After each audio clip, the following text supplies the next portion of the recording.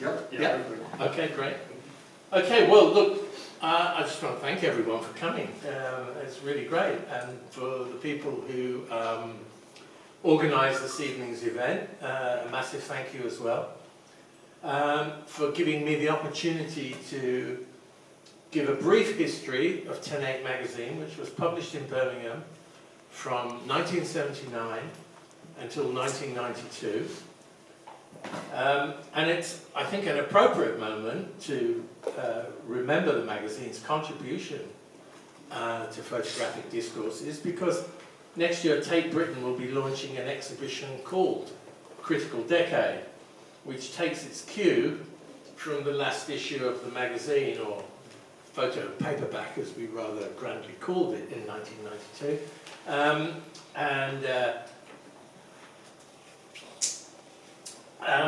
This shows the covers of 36 of the 37 editions that we published.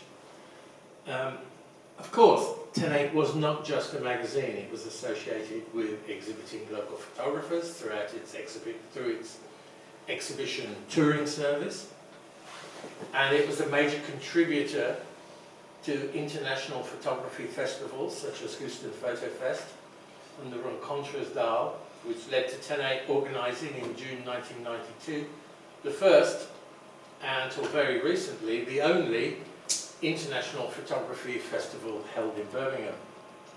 So tonight I'm going to take you through that story. Let's start at the beginning, the 1970s. There was an energy crisis, an economic crisis, an inflation crisis, an unemployment crisis. There were strikes, power cuts, nights when everyone sat around reading by the light of candles. And there was panic about the rise in violent crimes, symbolised by the black mugger. But at the same time, the 70s was when, for many young people, including myself, the massive cultural and political awakening generated by the civil rights movement in the US and the student protests of 1968, which I took part in, finally started to be played out at a grassroots level, locally. As historian Andy Beckford noted, for many politicised Britons, the decade was not the hangover after the 60s, it was when the great 60s actually got started. And this is where 10/8 came from. Not from an educational institution, not from a gallery, not even from a place primarily focused on photography, but from the margins, which, as the feminist writer Bell Hooks reminded us, can be a space of radical openness. 10/8 was rooted in inner city community activism, where the aim was to help people to take control of their lives by challenging and interrogating existing power structures. And it's important to grasp what a vibrant, active place Handsworth was in the late 70s. There was an explosion of community activism. The first shopfront advice centre, the Action Centre, had just opened on Villa Road. And Ranjit Sondhi, whose photos you see, had led the formation of the Asian Resource Centre. Yes, this is the same Ranjit Sondhi, CBE, former BBC Governor, Senior Lecturer at Birmingham University, Chair of the Heart of Birmingham Primary Care Trust, here leading a massive demo against the deportation of Mohinder Singh. Many other activists were working at that period. Sue Lambert was squatting in an old primary school and establishing the Well Community Arts Projects. All kinds of progressive teachers, social workers, probation officers such as Bob Randani, who set up the Cultural Centre on Hampstead Road. Artists, activists were living and working in the area. So this was the environment that convinced Brian Homer and myself that we could set up a community design and publishing agency in Handsworth in 1977, which Brian has already named Sidelines. And this is just a few of the many publications that we worked on in those early years from the 1977 onwards. I think it's important to recognise that both Brian and myself, in our different ways, had hands-on experience of publishing and journalism. Brian was one of the founders of the legendary Birmingham listings magazine, Grapevine, and I'd taken on a more conventional route through regional newspapers. So we were both confident in our knowledge and ability to write, design, produce, publish, and just distribute any kind of published material, printed material. But we had no formal training in photography.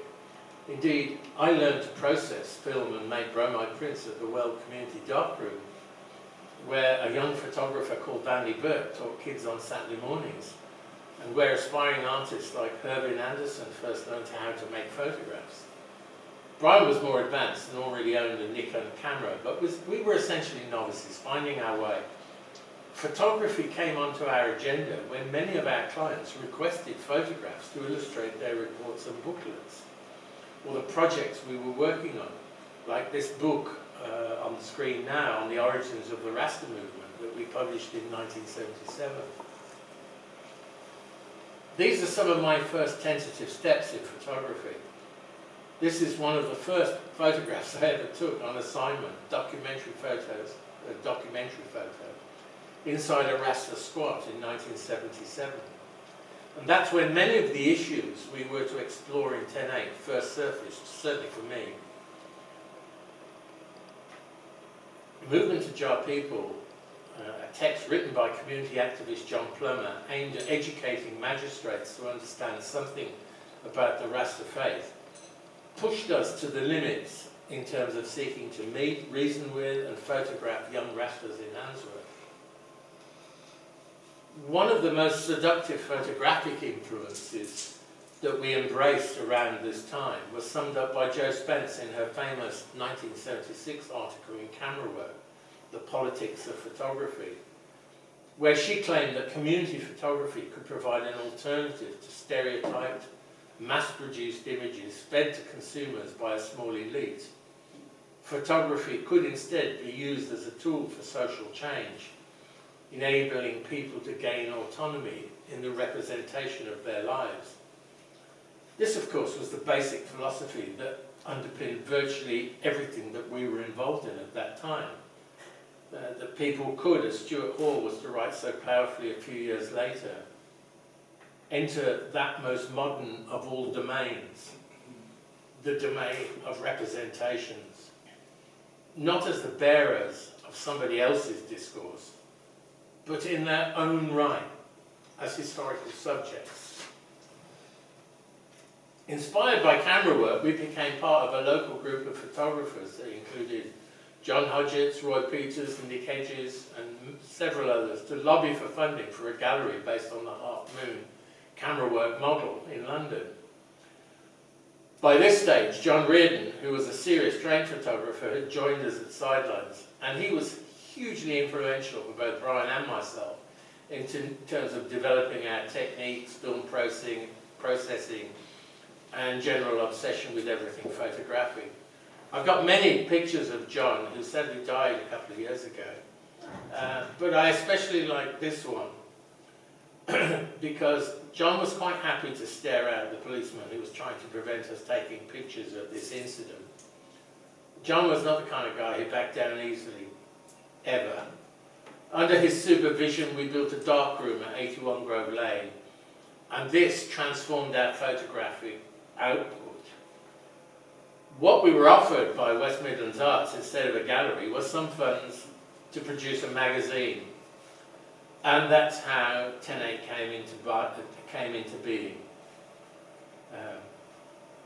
Brian and I were always looking for design and production work, so we offered to publish the proposed magazine. It was produced from our little studio on Grove Lane in Handsworth. Meetings were arranged and facilitated by Brian, John and myself, and an editorial group was formed which included John Taylor and Rob Moore from West Midlands Arts photography panel. The first issue, published in February 1979, but which we worked on in the latter part of 1978, had work by Janine Weddell, who had received a bursary from West Midlands Arts to photograph the metal bashing industries of the region, and that's her image on the cover. There was articles by John Taylor about John Myers, who photographed middle-class life in his hometown of Stourbridge. I think the first time his work was brought to public attention. Roy Peters, who was completing his MA at the Centre for Contemporary Cultural Studies, used examples of documentary work from the Sunday Times magazine to introduce readers to the idea that the content of a photograph does not express itself, that there is always a means of representation that intervenes and creates a text to be read. And Brian Homer and myself co-authored a piece examining work produced by Well Community Arts Project and Telford Arts. So right from the off, 10/8 announced itself as a serious magazine, heavily invested in understanding how politics and cultural theory could play a part in our photographic journey. The second issue, published in the summer of '79, was a series of portfolios by West Midland-based photographers, which included work by Vanley Burke, the first time he'd been given serious editorial space in a photography magazine. It also introduces a lengthy artist statement which sets out his ambition to document every aspect of his community. This was followed in autumn 1979 by issue 3, which profiled landscape photography being produced in the region, featuring work by John Blakemore, Faye Godwin, Helen Shield and Chris Wainwright. I can't leave this moment without showing you this fabulous invite to a launch party for issue 2 of 10/8, which was drawn for us by Steve Bell, who many of you will doubtless know from his work in The Guardian. Steve was just starting out as a freelance cartoonist in 1979 and had rented a dismal back bedroom from us where he worked, drawing mainly kids' comics. But he also did some fabulous work for Brian and myself. So, the first 3 issues of 10/8 were mainly portfolio-based. That changed with our 4th publication, the self-portrait issue.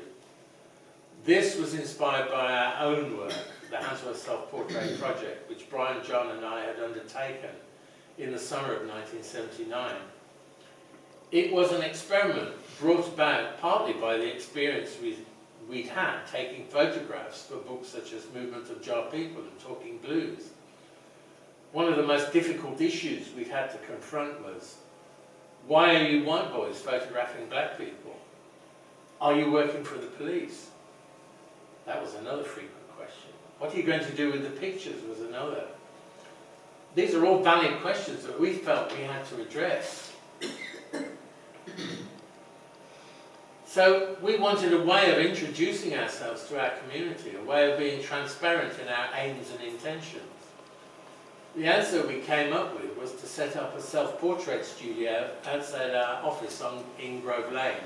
That's a much younger me there, just changing the film in the camera, and you can see there's someone standing waiting to take their self-portrait. You can see we had a large board in the foreground there which set out to explain our aims and objectives, and the wall by the front door were signs in Punjabi and Urdu saying that this was a free self-portrait studio.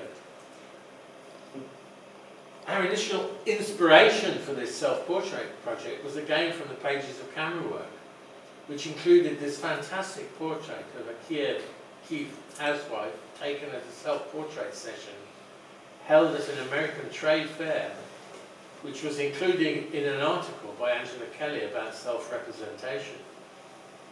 What appealed to me especially was that with the self-portrait project, we surrendered control of the decisive moment, and the subjects took over in ways that we had no control over, other than ensuring that they were in the frame.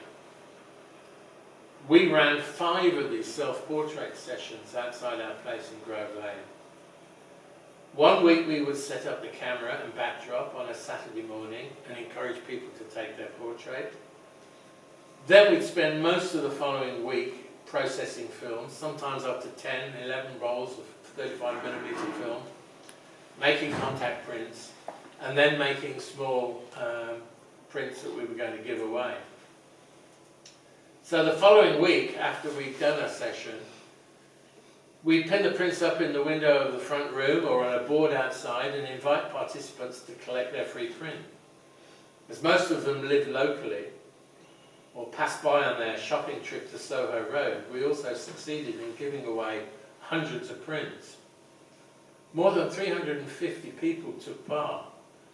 It was a very exciting time for us because nearly every single image had something unique about it. It quickly became clear that we were making a documentary of this diverse multi-ethnic community in an entirely new way. That's John, by the way, in that photograph, talking to people collecting their photographs.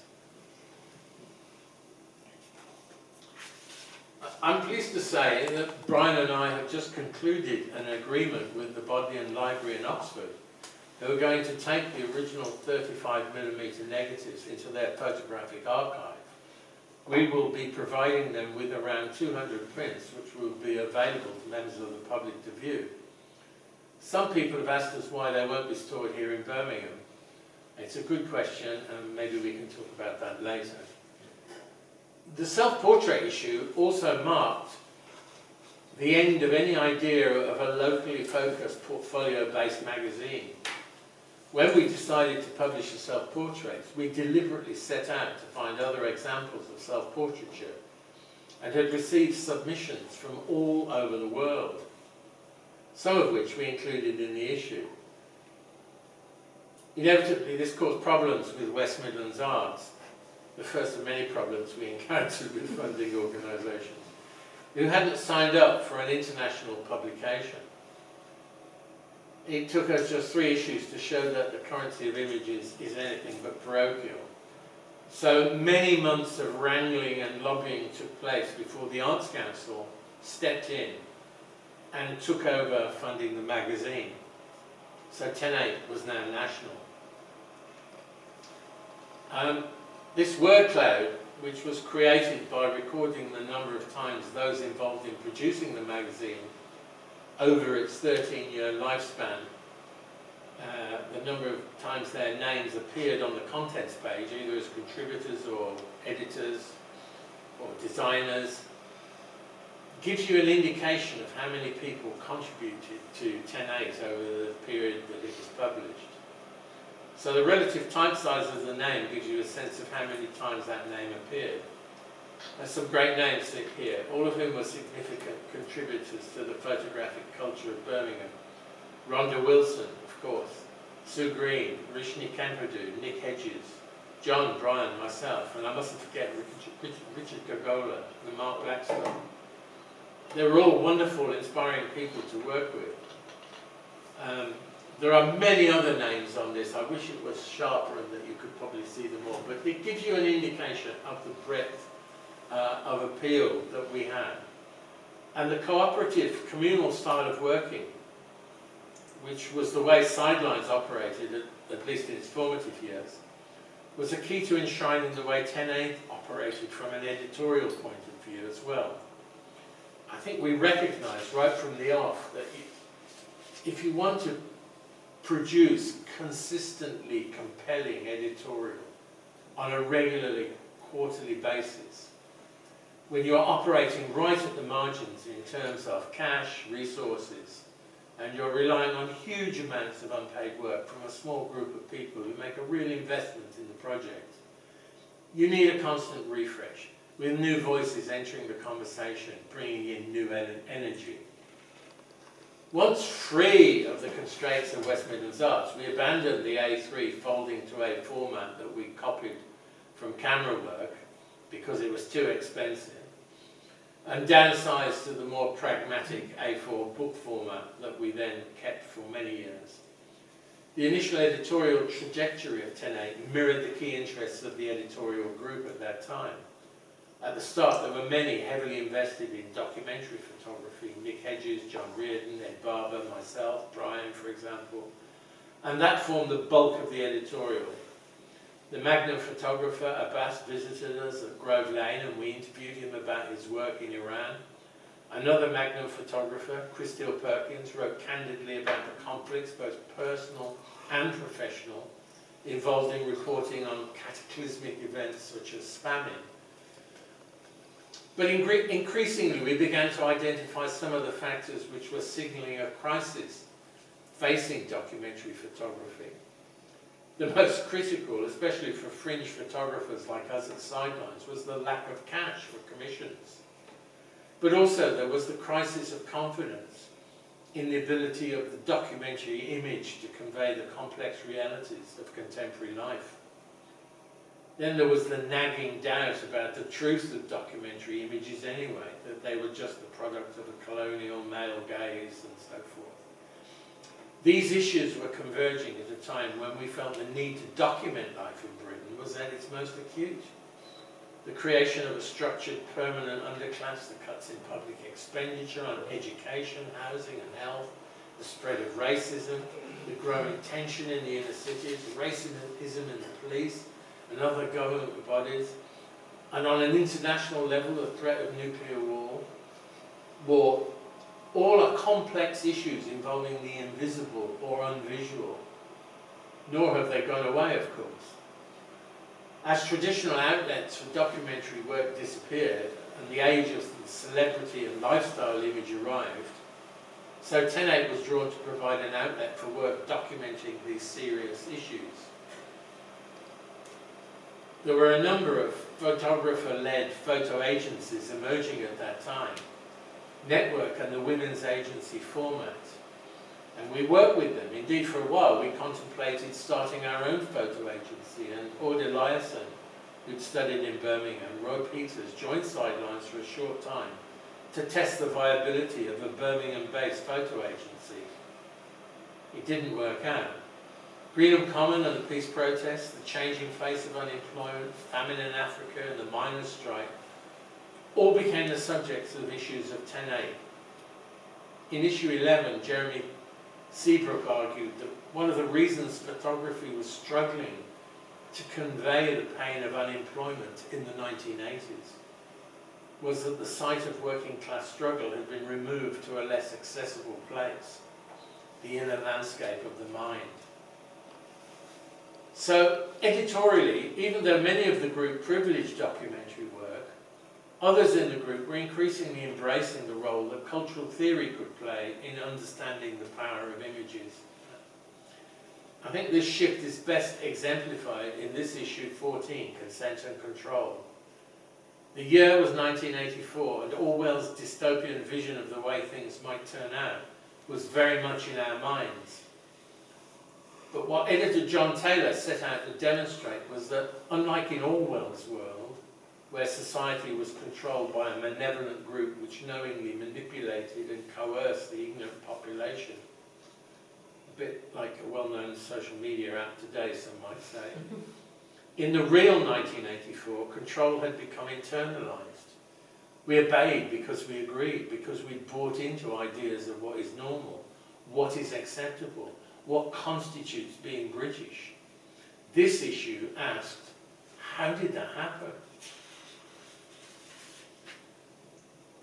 Consent and Control provided us with a roadmap towards understanding the role that critical cultural theory can play in understanding the power of imagery.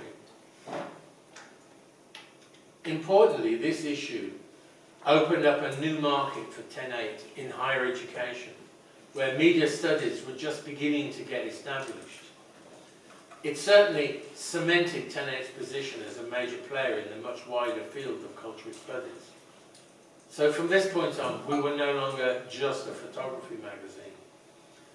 And incidentally, this is the last issue that was published from the Sidelines office in Grove Lane, where it had originated almost 6 years earlier. The opening of the Triangle Gallery in Holt Street, part of Aston University, provided 10/8 with the chance to move into space above the gallery, which had as its first director Sue Green, who also contributed to the 10/8 editorial group. During most of 1983, John Reardon and I were working on a book of essays and photographs of Handsworth, which we eventually called Home Front. I'd approached the publishers, Jonathan Cape, and to our surprise, one of their senior editors, Liz Calder, agreed to commission the book based on a short blad we'd prepared. Her prize author at that time was Salman Rushdie, and he agreed to write a foreword. New images can chase out the old, he said. New images can chase out the old, said Salman Rushdie, but I don't necessarily think this is how we should be thinking about documentary work. In the case of this photo, taken in Lozells in 1982, when John and I were working on Home Front, and actively on the streets, looking for images of Handsworth, I was trying to show the relative deprivation. I mean, look at that cricket there. But in a positive way. It's a nice stroke, good bowling action, other kids are involved. It's a community photograph. But what you can't know when you take a photograph like this is what the people in it will make of it 40 or more years later. I chose to show this image today simply because one of the boys in the photo, Amir Hussain, still lives on that road and saw the photograph recently and contacted me. And of course this photo has a whole new reading. One of the girls in the foreground there sadly died a few years ago in Canada. But the others are still in Birmingham. Some have moved to other countries. So many more new layers to this photograph. On the back of the Home Front Commission, the Photographers Gallery in London agreed to show some images from Home Front in November 1984. And in the early part of 1984, John and I had taken on the task of editing an issue of 10A, which would include, inevitably, some of our Home Front work. Our interactions with one of the curators of the Photographers Gallery, Alex Noble, led to the proposal that 10H should incorporate a catalogue for an exhibition they were planning called Staying On, an historical survey of London's immigrant communities. And they wanted to insert that into the issue that John and I were editing. This was quite exciting from an editorial perspective because inside our editorial would be a 48-page catalogue of images and text of some of London's immigrant communities. And through this collaboration, I was able to influence the gallery to commission writers such as C.L.R. James, the Pan-African philosopher who was living in Brixton at the time. One of the things I became much more aware of in researching content for the Black Image issue was the importance of the archive, of retrieving hidden archives and bringing forgotten or ignored histories to light. For me, this is exemplified by this wonderful high street photograph of my wife, Maurice, who's in the audience this evening, probably cussing me. She'd hidden this image away in a drawer, but when I found it, I was astonished. Here, in the mirrored frame, was a hand-coloured photo of a young woman in a smart suit with gloves, looking for all the world like a, late 50s fashion icon. It brought me to the realisation that there existed another record of post-war Caribbean settlement in the UK. I mean, this sounds obvious now, but it brought me to that recognition. Far removed from the documentary tradition, Maurice had visited a studio on Soho Road in 1960, shortly after she'd arrived in the UK. And that led me to think about the way the Windrush generation had documented themselves through the medium of formal high street studio portraits. So in the early part of 1984, I wrote to Professor Stuart Hall and asked him if he would be interested in writing about photographs of post-war black settlement for 10A, ranging from the high street portraits, like the one of Maurice, to contemporary press documentary pictures that had appeared in magazines like Picture Post. So he agreed, I mean, which was an amazing coup as far as I was concerned. He agreed without a murmur. John and I, who were at that time just finishing work on Home Front, spent several weeks researching high street photographers, visiting the archives of picture agencies such as Holton, where most of the images published in Picture Post were then housed. and we visited Camera Press and Keystone and other agencies that were active at that point. The resulting article, Reconstruction Work, was a landmark intervention in discourses around the history of black settlement in Britain, which were just starting to emerge.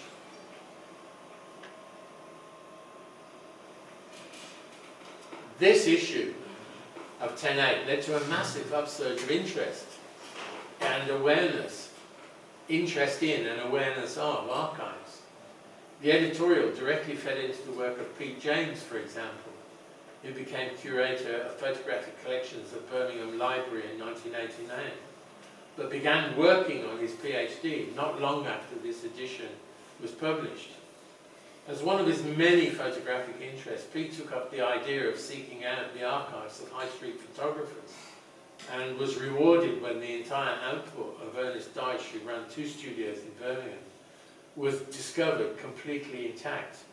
I know how fortunate this was, because when John and I were researching high street photographers, we went to the Du Barry studio in the Great Western Arcade, which was a very famous portrait place to go and get your portrait taken in the 60s and 70s. And before, I mean, you know. And they just dumped decades of old negatives when we went there. They said, oh, I'm really sorry, but we're just running out of space, so we just had to dump the old negatives. So how fortunate that Pete was able to find this Dyche collection. The Dyche collection now resides in Birmingham Library, of course. It's one of the jewels in Birmingham's cultural crown. I think it's probably undervalued, as unfortunately is the work of Pete James, who sadly died in 2018. But again, that's probably for discussion later. But the most important and immediate impact of issue 16 was that it, by degrees, brought David A. Bailey, the celebrated curator, photographer, writer, and cultural facilitator, to 10/8. And he joined the editorial group early in 1986 and immediately proposed this edition, Black Experiences, with the subsidiary title, New Agendas Within Black Cultural Politics. This was a crucial moment in the shift away from white photographic discourses where black people have always been the subjects and objects of these discourses. This issue of 10/8 opened up a dialogue with a new agenda as to how that dialogue might take place. The editorial content was radical and new. David was politely but forcefully reminding the editorial group, and me especially as the key mover of issue 16, that we couldn't describe the work as black image, as a monolithic, undifferentiated, singular entity, and that what we should be exploring is the extraordinary complexity of ethnic and cultural difference. What Stuart Hall later called the kaleidoscopic conditions of blackness. And we had to insert this awareness into discourses around representations of race and sexuality, which black people had been excluded from. The cover images of multiple Sades had suggested this idea. This issue also introduced many new voices into the 10/8 debating chambers, such as Isaac Julian and Cabina Mercer. In the spring of 1986, 10/8 published issue 21, Photography and Education.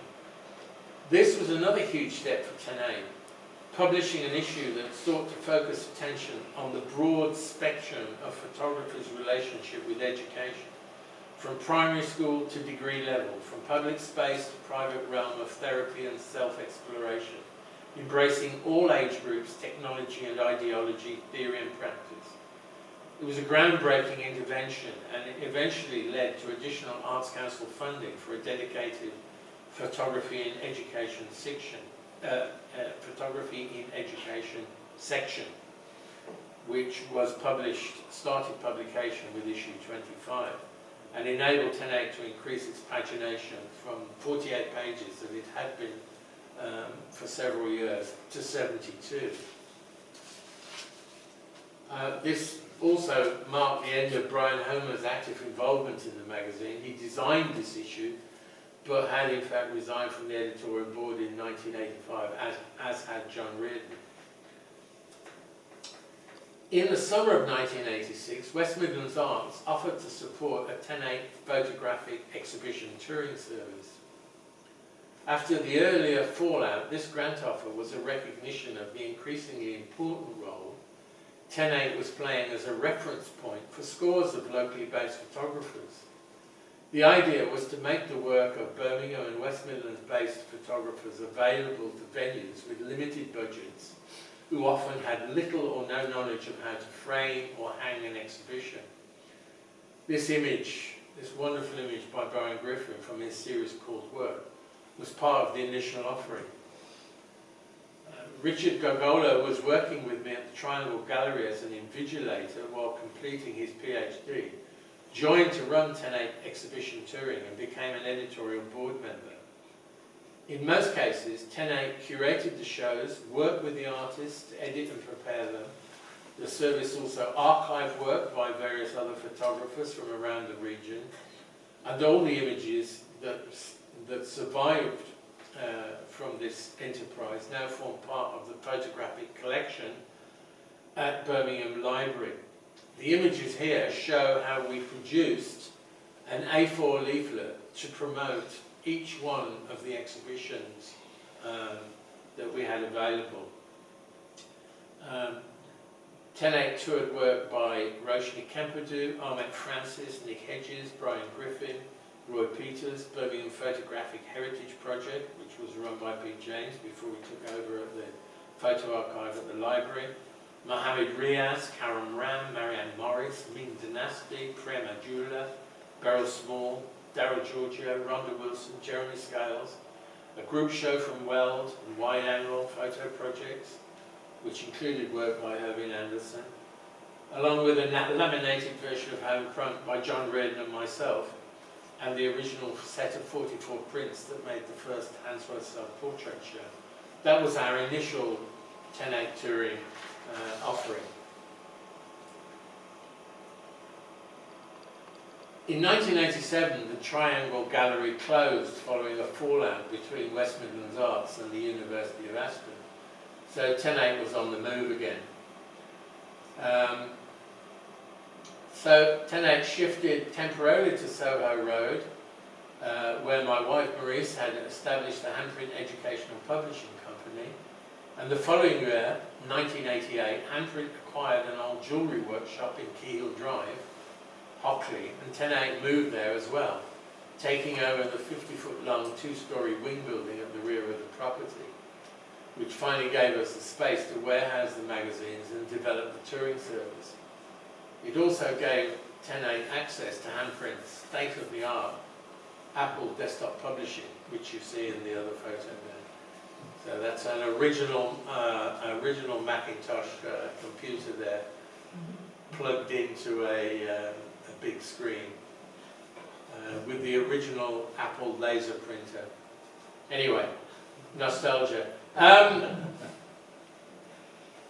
Okay, I'm going to, hopefully I'm not boring you too much, but I'm going to take you through in just a little detail, an edition of 10/8 that I was particularly involved in and edited. And I want to take a moment just to explore the contents with you, because I think it shows what we were trying to achieve with the magazine in terms of types of content, variety, the mix between local and international, the mission to bring hidden histories to light, to promote new work, to re-evaluate old masters, and to review current exhibitions and books. So, first of all, this edition celebrated the work of two pioneer black photographers. The first was Sunil Jana, a photojournalist who'd worked in India and Pakistan before partition, and whose coverage of the plight of the victims of the Bengal famine had first brought him to the attention of picture editors in Europe. In 1986, when I met him, he was in his early 70s and living in semi-retirement in West London.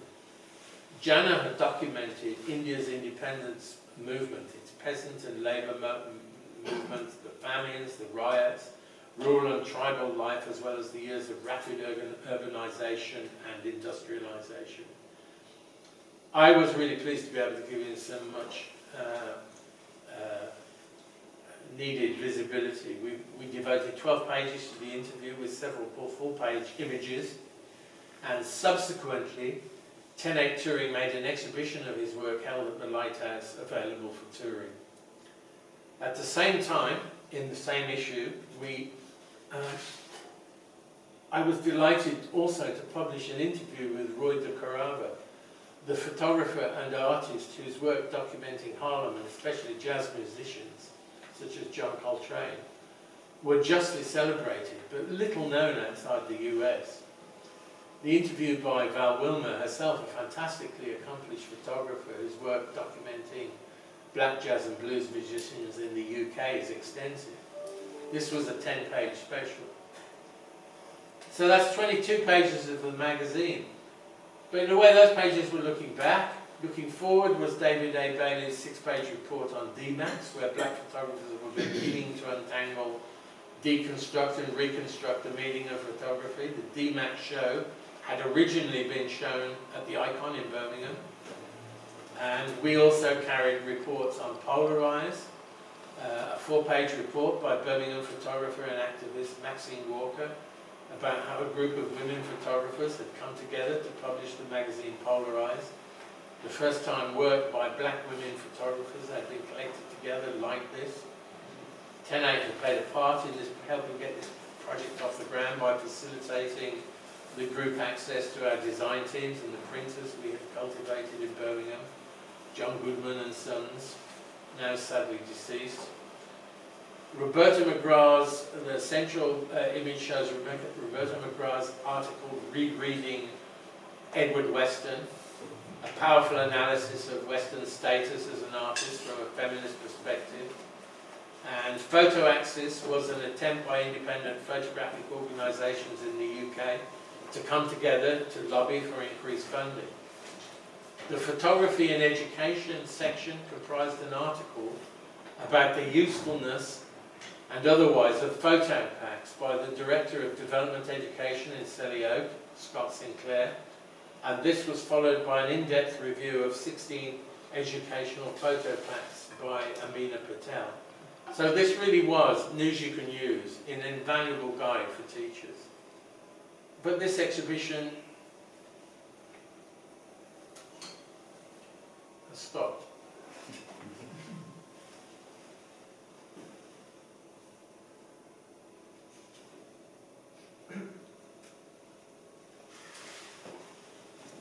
It seems to have given up the ghost.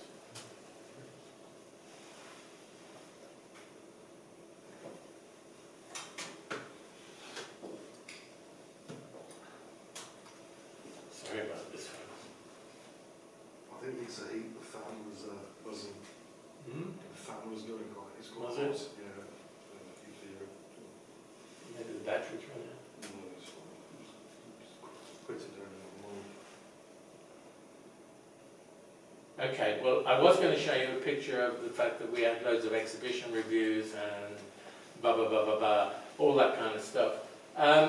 I just wanted to say I made this point about this exhibition, about this issue, because it's a kind of rich mixture that kind of summed up where 10/8 was in the late 80s. We still had a strong hometown bias in terms of editors and contributors, but we were speaking to the world, and you know, amazingly, the world was listening. Unfortunately, this computer is not listening to me. So, should we just take a moment just to see if I can fix this? Yeah. It's really good what's going on. It's Apple Q, Yeah? Okay, so as 10/8's reputation grew and its influence and its readership expanded, editorial board members were frequently asked to attend photographic events all over the world. I mean, Rhonda went to several, as you can imagine.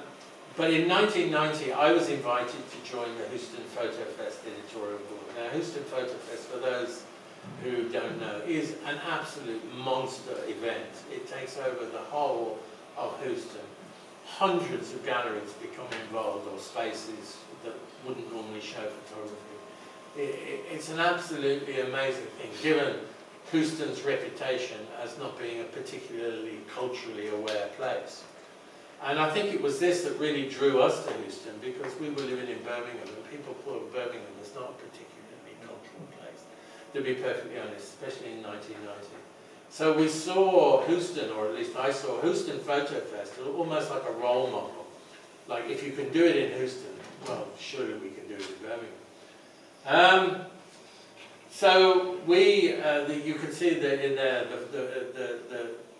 the photo, that's Rhonda Wilson dishing out advice to a photographer. And one of the big things that they did at Houston was they got curators, picture editors, well-known photographers with a name, to sit in on advice sessions, and people would pay to have 20 minutes or half an hour with them and show them their pictures. That really wasn't at all known in this country at that time, right? So we soon pinched that idea. And we also had the opportunity to influence, sorry about this, here's the back of 3 people. You can see what a great photographer I am, but look at the colours. Anyway, this also afforded me, as the editorial advisor to the festival, or one of their editorial advisors, because they had people everywhere, to suggest that they did an exhibition of British photographers, and particularly some of the people that we were working with at 10/8. And that's the back of David A. Bailey on this side, the back of Fred Baldwin, and his wife Wendy Watrous, and they were essentially the people who ran Houston Photo Fest. They're larger-than-life characters, absolutely amazing people. They came to Birmingham, and we had arranged a whole load of portfolios from local photographers for them to view, with the idea that if they liked any, then they would put them on when they went back to Houston.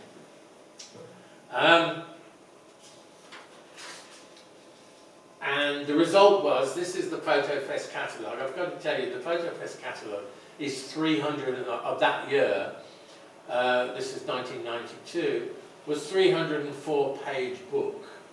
So that shows you the number of exhibitions they were putting on. But Fred and Wendy selected in particular work by Birmingham-based Claudette Holmes, her collage work, which you can see there, the bottom photograph.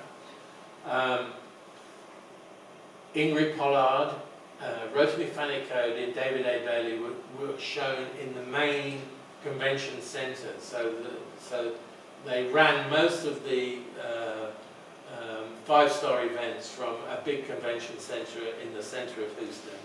And then there were exhibitions all over the greater Houston area. We were able to get another exhibition at the same time in a small local gallery called the Barnes Blackman Gallery, where they showed a lot of work that we had collected together for Critical Decade. So for many of the art, and we also encouraged and took with us quite a few artists, including Roshni Camperdew, Claudette Holmes. We took them to Houston, as it were, introduced them to people, and actually, for many of the people involved in these shows, this was the first time that they had exhibited in America and become visible to an American audience. Moving away from our work in the Americas, here's another very interesting issue of 10/8, number 30 here in 1988. We devoted an entire issue to kind of what were the latest kind of work going on in what might be broadly termed feminist photography. Forgive the shorthand. But we were also able to include inside, with the magazine, a 32-page catalogue for the Spectrum Women's Photography Festival. And although that wasn't a 10/8 editorial project, It was a national attempt to get a month where all around the country different venues exhibited work by women photographers. So it wasn't a 10/8 project in that sense, but Rhonda Wilson and Roshni Kempadu from 10/8 were involved in the production and distribution of that magazine.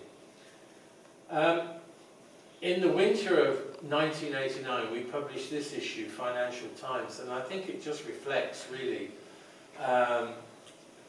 the change in thinking required by radical left-leaning cultural producers like 10/8 as the Thatcher era funding models began to demand huge increases in earned income in order to guarantee continuing Arts Council grant support. So 10/8, which had begun as a loose association of photographers and educationalists working in a cooperative mode, donating huge chunks of their own cultural capital, writing, editing, commissioning, administering, producing and distributing, basically for free, operating on minimal deficit funding economics, was now required to produce 3- and 4-year cash flow forecasts with realistic growth targets and a viable plan for achieving those targets. The editorial inside this issue reported on a session called Market Forces, Enterprise Photography and Culture, which were 5 speeches from the National Photography Conference in July 1989, including Roshni Kempadu on the black sector and autograph, Alan Sekula on the effect of private enterprise on the culture of art photography in the USA, and also speaking at that event was a representative from the Birmingham, I've forgotten the name of the particular department that was trying to fund cultural industries. We were there trying our best to promote Birmingham as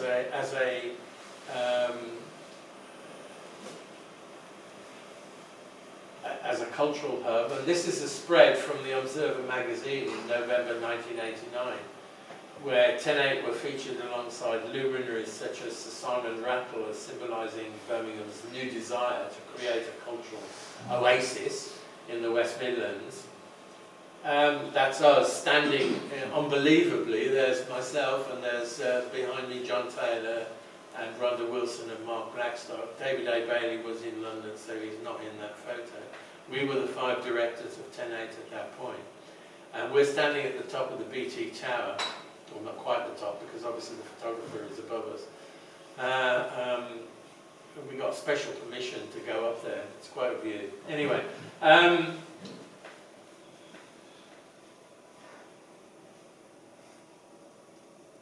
10/8 was faced with the issue of trying to diversify its income sources. Increasing the subscription base is a 5-year project. Stability and cash flow are crucial. 10/8 took on this challenge by attempting to diversify its income sources, principally through the studio, what we call the studio model. The 10/8 touring, the result of opportunist funding from Jeff Sims at West Midlands Arts, which I described earlier, and the Keyhill Drive workshop, offered the space to securely store the magazines. Rhonda Wilson also maintained an office at Keyhill. She was a major driver in the development of this service. And she persuaded Daryl Giorgio to come to work at 10/8 when Goggola left to work at the Icon Gallery in 1990. The touring service and its associated activities, including photosurgeries, provided a knowledge and skill base that made it possible to envisage and run the Birmingham Photo Festival. So, in June 1990, we churned out this 34-page feasibility study for Birmingham on why they should support a photography festival in the city. We talked to more than 400 organisations and individuals. There was overwhelming support for the event.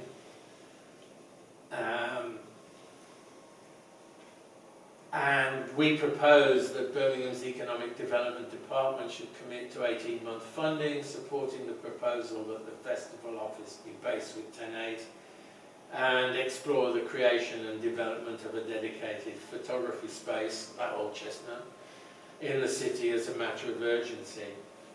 The report was accepted, but of course the funding was never at the level that anyone with any sense would have accepted.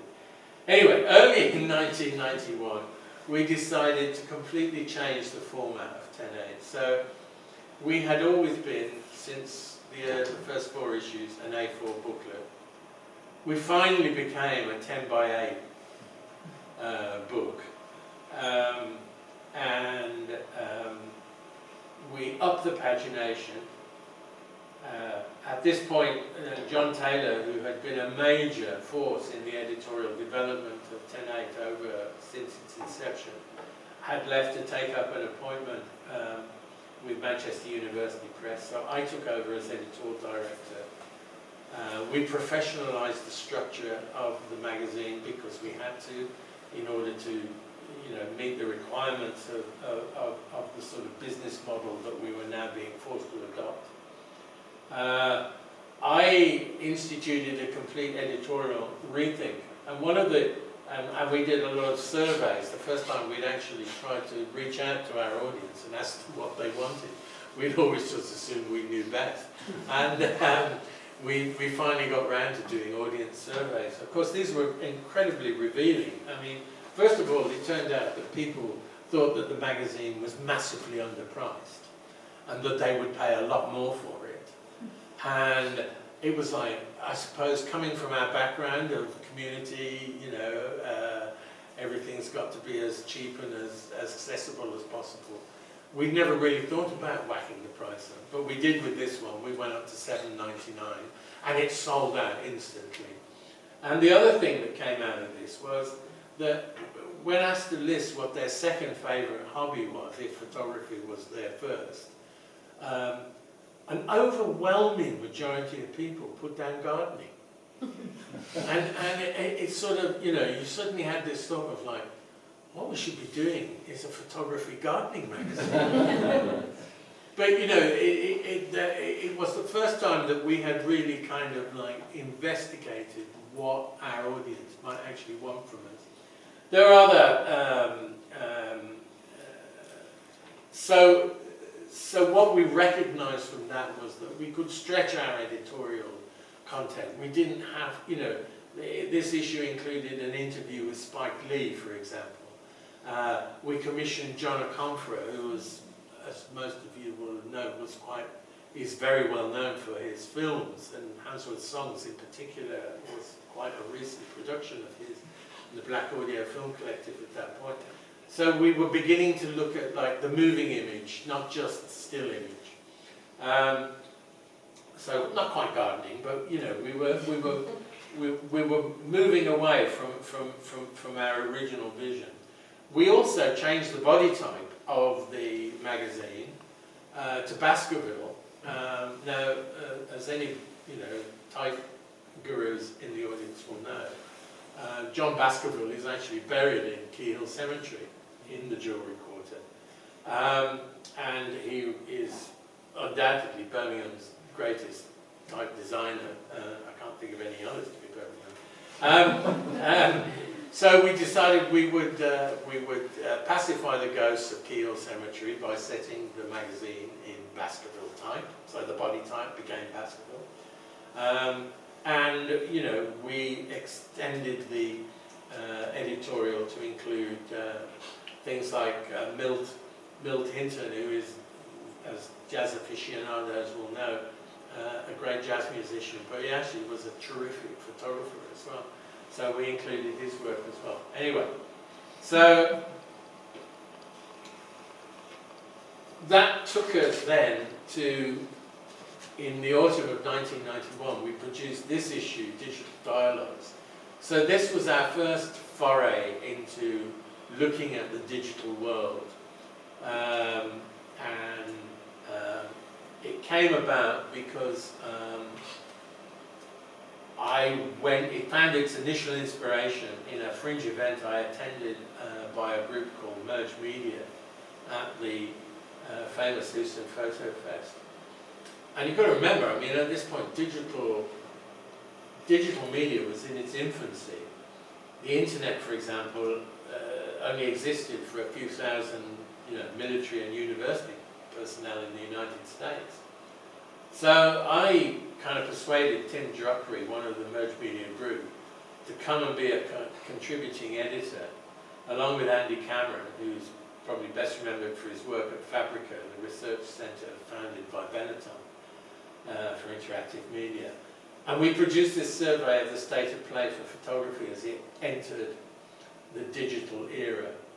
And I think, the key issues were fear and fascination. Fear, fascination, the images on the left there by John Berger,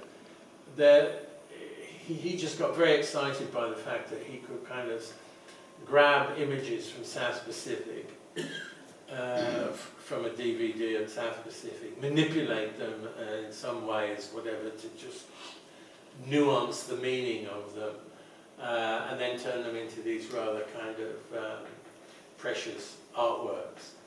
But it was the fascination, the idea that there is in this new world, it is wafer thin because it's just on a screen, but it's infinitely deep because of its possibilities in terms of manipulation and so forth.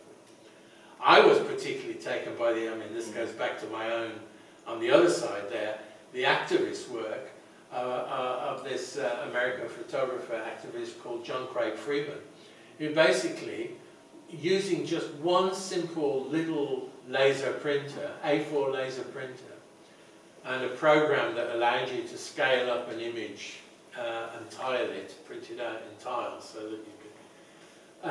And he bought the right to use the billboards down a highway in America to protest against plans to build a nuclear power station. And he did this entirely in his backyard, in his shed, just printed out thousands and thousands of these A4 things, stuck them together and put them on billboards.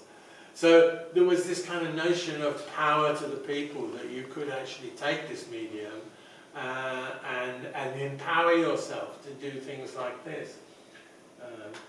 I'm a bit more cynical about that now, but at the time I was very excited about it. Tim Druckery, I'll just finally say, Tim Druckery in his editorial sounded a note of concern.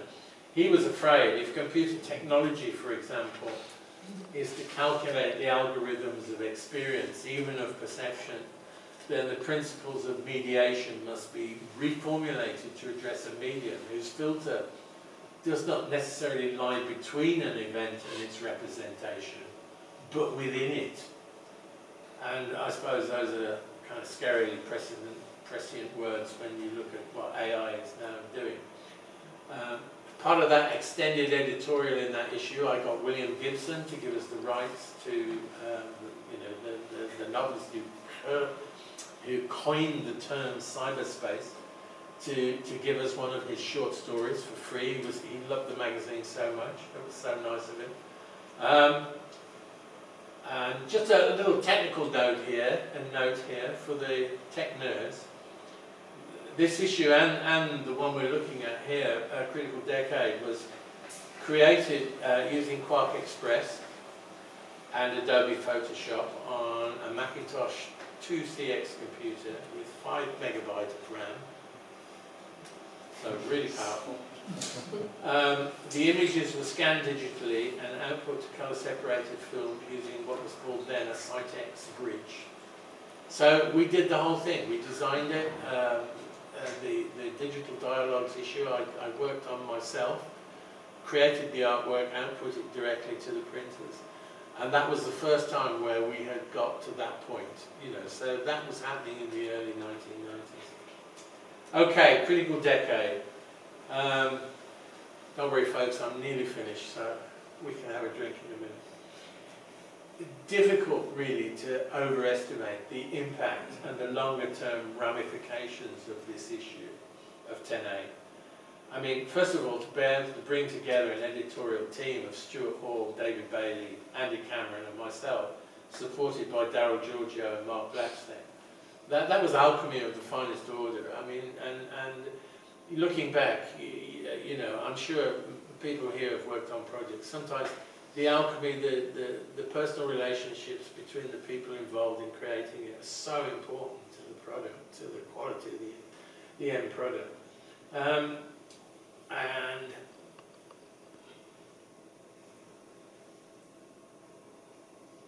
I'm just going to, you know, the contents page is a bit difficult to read. I'm just going to linger on this for a moment because the range of the editorial is incredible. And even now, 30 years later, the Tate is talking about reviving a lot of the work that is documented on these pages. But one other thing I'd like to bring to your attention is that on the first column there, on the first editorial column there, there's a list of patrons, and they include Christian Cajul, who's the founder of Agence Vue in France and a great critic curator. Sue Davis, who was director of the Photographers Gallery at the time. Paul Gilroy, obviously internationally known, the author of numerous influential texts about race and racism. Bell Hooks, internationally known, feminist writer. John Wyber, Professor of Arts on the screen at Westminster University. Those were our patrons, and if it kind of, I hadn't really thought about this, but it showed the level that we were now reaching in terms of influence in academic and cultural institutions. They don't know who John Wyber is. It's television, isn't it? So television, TV. White noise and, you know, big channel 4. Sorry, yeah. Yeah, big TV guy. Okay, so I'm now into June 1992, the first and really the only Birmingham Photo Festival. 30 venues around Birmingham took part in this festival, which was a lot of them, you know, kind of subjected to strong arm tactics by Daryl Giorgio, and agreed to hang pictures. So although funding for this never materialised at the level initially sought, 40 exhibitions were staged at venues which included the Cave, the Icon, the Mac, the Bond Gallery, Birmingham Museum and Art Gallery, Handsworth Cultural Centre, Central Library, Arcadian Shopping Centre, and so on and so on. And we produced a 24-page guide, which is that sort of slightly messy thing there with hundreds of sponsors' logos on the cover. And you can see there were, you know, there was a lot of interesting stuff going on. What I want to draw your attention to is in the centre of this one, the portfolio sessions. And these were a direct copy of those things I showed you in Houston. And they attracted a lot of people.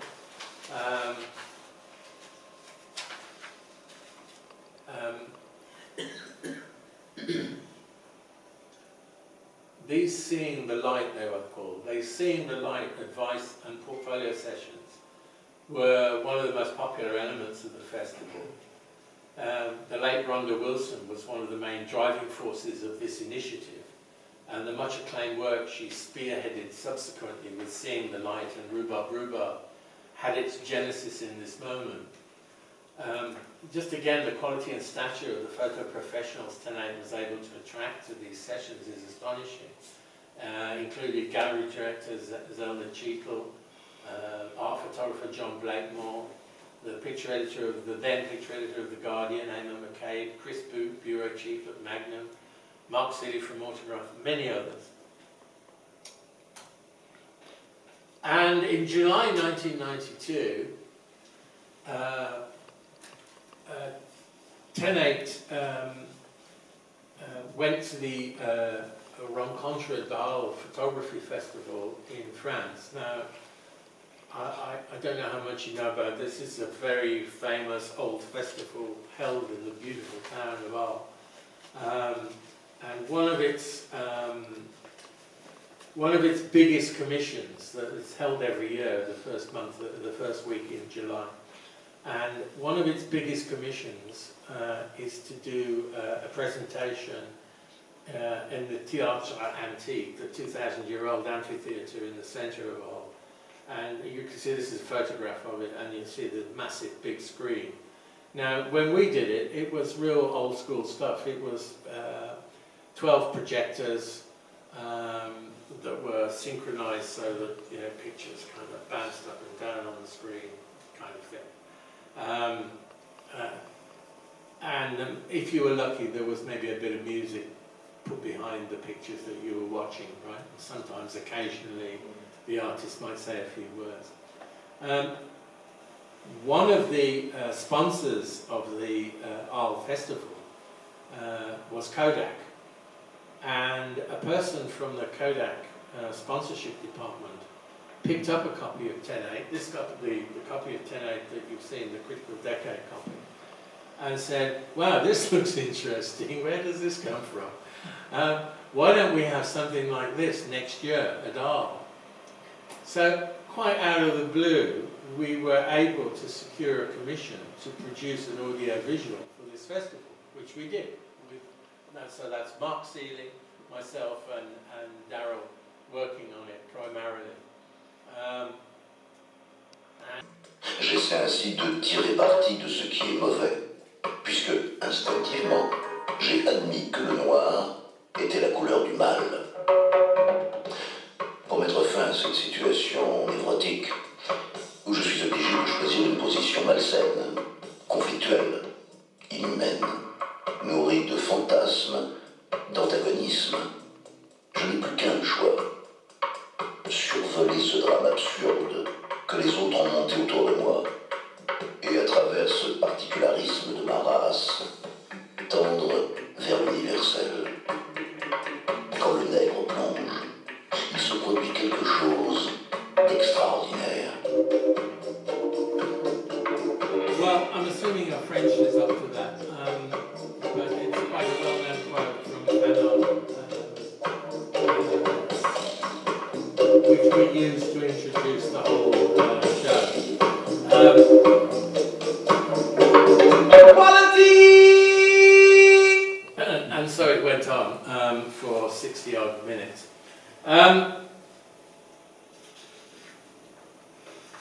So, sadly, that's where the 10.8 story ends, 1993.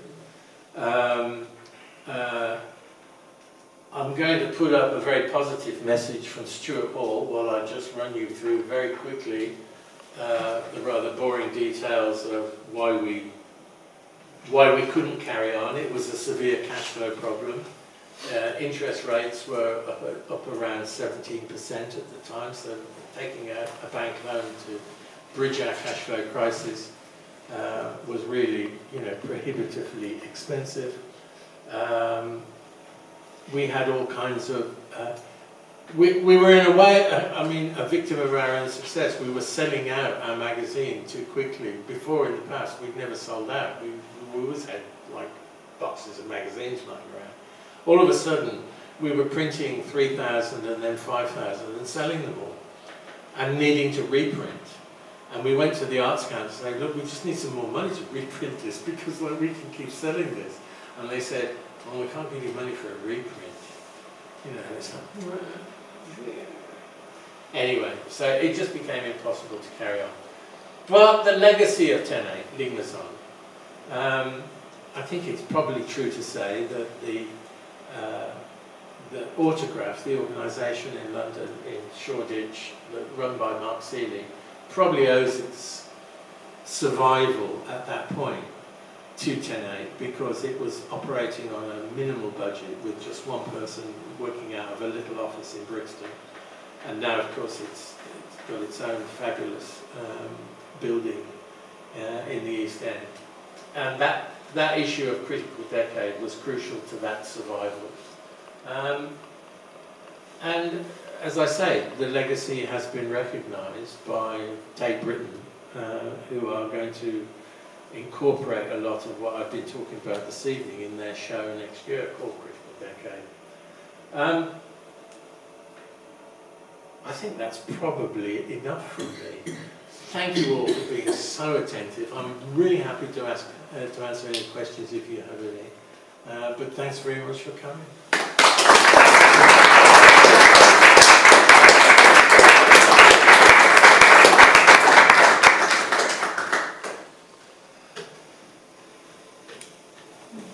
That was really fascinating to hear about the whole history of 10A.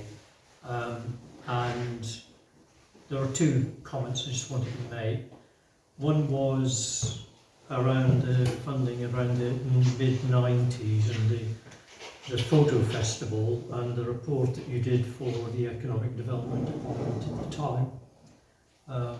Because I was a person who was involved in commissioning you to do that.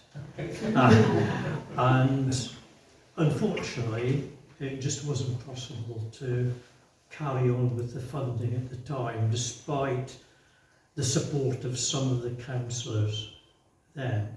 And that was partly down to people like Rennie Spector at the time, who was very supportive, but we just couldn't secure the funding. So that was unfortunate. We were just able to give you little dribs of money. Tell these guys who that is Renee Spector, because I think it's Phil Spector's sister. It's quite important, wasn't she? So the context of the time. Can you tell these guys who are perhaps under 12 and so? So I think the work you were doing was just brilliant. The other one was actually the comment you made very earlier on about the archive you've got going to the Bodleian. And you said you'll be able to explain a bit the reasoning around that. So I'd be happy to hear the reasoning as to why it's going to the Bodleian and not staying in Birmingham. I think it's just down to money. I mean, Birmingham, unfortunately, sadly, has kind of, or the perception that I have certainly, is that it has kind of abandoned its photographic archive for the time being. It's there, and you can, if you're a mind to, go and look things out. Brian and I were recently spent several days in the library, but it's not privileged in the way that, to my mind, given the quality of some of the deposits that it has, it's not privileged in anyone's thinking. I suppose it's just laid down on the pecking order for finance and for future acquisitions. And what's happened is that since Pete James was relieved of his job as head of photography at the library, it's just lost its focus completely in terms of the collecting that was going on. And Brian and I, we're not getting any younger, and we're looking at shared ownership of this project and thinking, well, we want to put it somewhere where it's going to be safe and where people can come and see it, and where it gets the love and attention and care that we feel it deserves. And we've had several attempts to try and find a home for this. Birmingham's been one of them, and then we tried very hard with Autography London to be part of their archive, but they've changed direction about their archive. And the Bodleian just popped up as... it came because of Daniel Meadows, to say. That's right, yes, the Daniel Meadows work, the pictures that he did in his, his bus. All of his work was acquired by the Bodleian, and he came to Birmingham first. I think that was. Yes, he came to Birmingham, and then when Pete left, he took his work from Birmingham and it ended up at the Bodleian. And I think that gave them a taste for this work that that, like a lot of it is 40 odd years old. So it's got a historical interest. It's very community focused, Daniel's work was very community focused. We just worked with, the communities, and obviously our work with Hansworth was very, very much about the community. And they seem to have, an interest in preserving that kind of record, which is great from our point of view. I mean, obviously we would have preferred it to live in Birmingham, but it's more important that it survives and it's available to people, and like kind of is online, and you can find stuff, and you can go in and see boxes of photographs and look at, paraphernalia and old reviews and, comments that people have made and so on and so on, so. It's also about resources, in the sense that Birmingham Library now doesn't have much in the way of resources, and the Bodleian at the moment is, well, I mean, the important thing about the Bodleian is it's one of the 4 endowed libraries in the country, which have direct government funding, so it is more secure than most libraries. And they do have some funding to not only, have the stuff in their archive, but to work to promote it, put on exhibitions. We hope to be able to do a book finally of the project. So it's potentially much more active than just being in the archive. Yeah, thanks for that. It's just a sad indictment. Yeah. Yeah, it is. I mean, obviously, like I said, we would have wanted it, to be in Birmingham. Anyway. Anyone else, any more questions? Just instead of the start, are you allowed to talk about the unpublished issues, the possibility of a rebirth of some description, or you're just going to wait for everybody to delve into the copyright issues and all? Yes, well, we are exploring with the International Curators Forum at the moment what we can celebrate by reviving some elements of 10A, both in the form of an exhibition and the publication. There were, I mean, obviously at the time that we had to stop publication, we had 3 or 4 issues in quite highly advanced stages of preparation for publication. And, one of the great tragedies, as far as I'm concerned, is that none of those really, and Andy Cameron was able to revive a bit of it when he was working at Fabrica, but basically those issues, just kind of like, just remain that, just like typescripts and photographs and editorial ideas and, promises from people and so forth, which is always very sad. I mean, when something comes to an end like that, obviously you've got a tail off, I mean, a long tail, because, I mean, that's the other thing about publishing, as anyone who's done this kind of work knows, you are in a constant state of kind of, one thing is going out of the door as another thing is coming in. It's a constant sort of movement of stuff, and when you stop kind of the things going out the door, it all kind of like, the production line goes all funny and kind of things just sort of crash and fall on the floor, I think that, I wasn't involved at the end, but I think the closure of 10A to a large extent does point up the failure of arts funding in this country. In that, A, it's not very good, I think in Europe it's better, but also the model in which you get funding and then you're expected, like 10A was, to be more commercial. And what happens is, the more successful you are, the less funding you get. And so that transition from being fully funded to being a more commercial organisation is very difficult to make, if not impossible. I think that's true. I mean, like, one of the problems that we had was that the Arts Council came to us and said, you've got to be more professional, you've got to sell more copies. What we're going to do is we're going to pay for some consultation work, and you can find out how you can, kind of increase your sales. And they paid for the London Review of Books to look at 10/8's workings.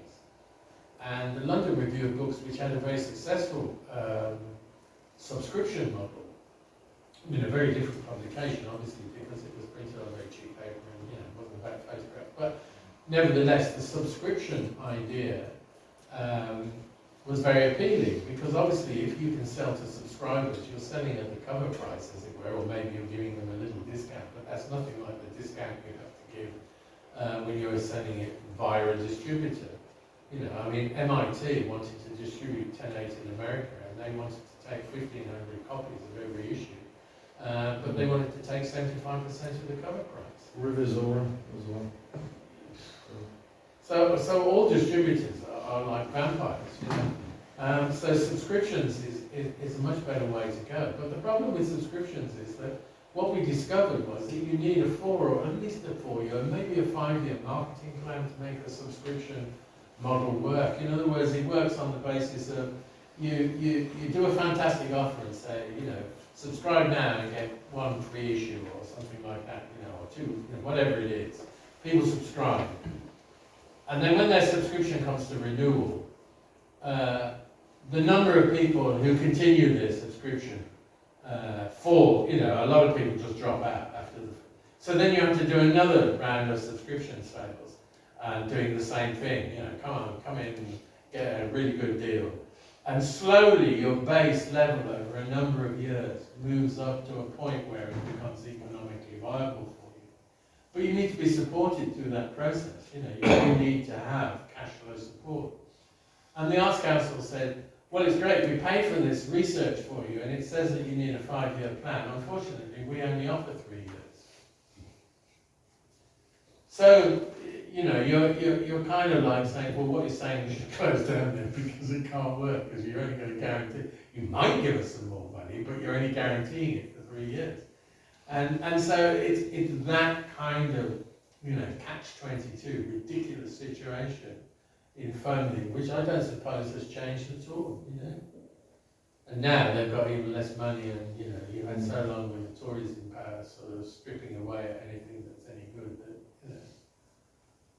it would take decades, even with a sensitive and supportive administration, to kind of get back. A precautionary tale for these guys is that the last 4 directors, including myself, opened NatWest Bank, shitloads of money. Oh yes, and the other thing, of course, is that when the Arts Council decided that they couldn't advance us cash to keep our, kind of cash flow going, and we were left in the situation where we were personally underwriting the deficit that 10/8 was running at the bank. We had to, as directors, personally underwrite that. And when it finally, and even though we were given, well, don't worry, whatever happens, you won't have to, kind of carry any financial penalty. When it came to it, we did. And, slowly over a number of, we had to make payments on that debt. Slowly over a number of years, again, this whole business of when you sell via agencies of one sort or another, it takes years sometimes for the money to come in. So money was dribbling into the 10/8 account for a number of years from all sorts of sources, distributors and bookshops and places that owed us money. But we were still left with a sizable amount of money that the 4 of us had to fork out for. So actually, running 10/8 actually cost me quite a lot, and Darryl and the other 2 a lot of money. So that's a cautionary tale. Yeah. Wouldn't do it again then. No, you have to get proper. Yeah, I was going to say, would you do it differently? Would you do another publication? Because obviously time. Well, who knows? I don't know. At the time, we felt we could make it work. Maybe we were fully convinced, but we really felt we could make it work. And the way the sales were going on, and the way we were having no trouble at all to attracting really high quality editorial stuff for the magazine. This was the thing. Because a publication like that is going to live or die by whether or not the editorial can be maintained at a certain level or even exceed a certain level. But that was never a worry for us. That wasn't the worry. The worry was, how can we keep this NatWest Bank from foreclosing on us, you know? Even though we can show them, look, we've just sent, you know, like 3,000 copies to distributors. Like, and they swallowed all those up and they want more, you know? I mean, I went to a festival in Holland with a few copies of 10.8 in the boot of the car. And they just, I met a distributor there and they just said, yeah, we can take these all over Europe, no problem. So the problem wasn't selling the thing, you know, normally it's selling the thing that is the problem. It was funding because obviously the more you print, the lower the unit cost per magazine is, but the higher the print bill that you've actually got to pay, you know, and that was our problem, you know. Anyway, I would say don't do it, magazines don't do it, you know, for a long time I was so traumatized by the experience that I went into digital work, you know, and I worked in London on the first internet newspaper, and I just thought, yeah, if I do anything else ever again, I'm only going to do it virtually and digitally. I'm never going to go to printed paper and, you know, all that paraphernalia again. I mean, sadly, I'm getting older now, and I'm thinking, yeah, it's really nice. I love these magazines. It's nice. Never say never. Yeah, exactly. You know, I went to one of these kind of little arty shops the other day and just looked at all the magazines. And thought, these are really nice, aren't they? Wish I was doing this now. So yeah, never say never. Okay, were there any more questions? Just to say, it's a brilliant talk. I mean, incredible research. I didn't know any of this. I've been in Birmingham since 1990, missed the 92 exhibition, just to thank you. It's Well, I'm glad that, you know, you were able to be here, and like, it's important that we remember these things. You know, a lot of people were involved in making this happen over a long period of time, you know. And it's amazing how quickly we can just like lose that history, you know. So many themes, you know, premises, interest rates, racism, bang, bang, bang, you know. Still I mean, the whole thing about the crisis in documentary, I mean, the need to document is vital. If we don't document, how do people ever know that we were here? You know, I mean, I read a very interesting article by Angela Kelly the other day saying just this, and Angela Kelly was, you know, in one of the first issues of 10.8 talking about, you know, feminists need to seize control and, you know, blah, blah, blah, we're being documented by men and they're taking certain kinds of pictures of us and all this kind of stuff. And documentary photography has all these problems. But then she's just saying, like 40 years later, do you know what, documentary is really important. If we don't document things, how do we know? And how will people remember? And how will we, you know, because we still rely, even though we know that these are unreliable witnesses, we still rely on them, these documentary things, to say, yes, we were here, yes, we did this, yes, you know. You know, it's like the picture of Ranjit kind of marching with his, you know. You never know that now, you know, you see this Mr. Respectable, you know, I mean, he's still, you know, politically he's still very, you know, radical, but you know what I mean? We were out on the streets, and if we didn't document it, how would people know that we were out on the streets, you know? Right. Okay, thank you so much, Derek, and Brian, for joining us as well. If people would like to join for a drink and continue the conversation, and thank you, Patrick, for organising the event as well tonight. And if you want to sign up for the Prism email list, we'll hear about future events that we'll